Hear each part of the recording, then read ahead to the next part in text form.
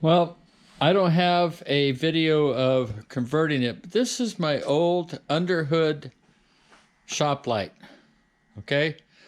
And I was looking at a new one because this one had a fluorescent tube, all right? And it wasn't very bright. I mean, back in the day it was pretty good, but you know, it's still expanded, it still comes out, you know, it fits on the hood. I started looking at, you know, all the other ones out there, Milwaukee's and stuff like that, but $199 just for the tool. So I thought, I got to be able to buy a LED bulb for this. So I found an LED bulb. Now, 36 inch, and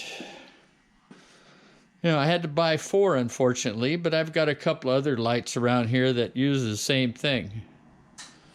So I took out the ballast, which was in this part right here where you see the wiring. I took out the reflector.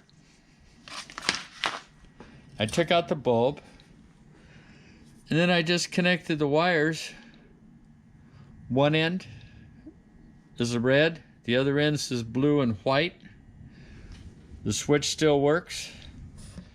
And this bulb, which is turnable in here, this is a double row LED bulb.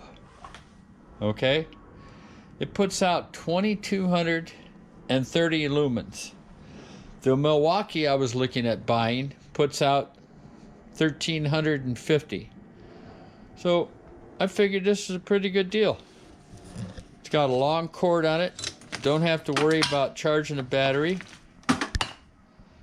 And I don't know, I kind of like it. So, I mean, I can hook it up to anything. It still works.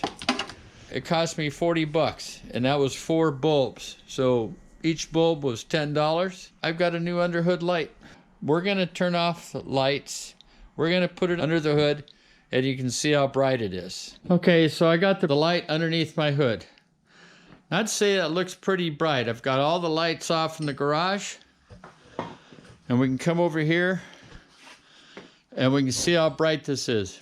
I think it does a pretty good job. So for $40 for 4 bulbs, or $10 for each bulb, I converted my old light. Still works. Yeah, I got to plug it in, but you know what? How many times do I need a battery? So anyway, that's all I got. It's just a shorty. These are my thoughts. This is what I did. You don't have to.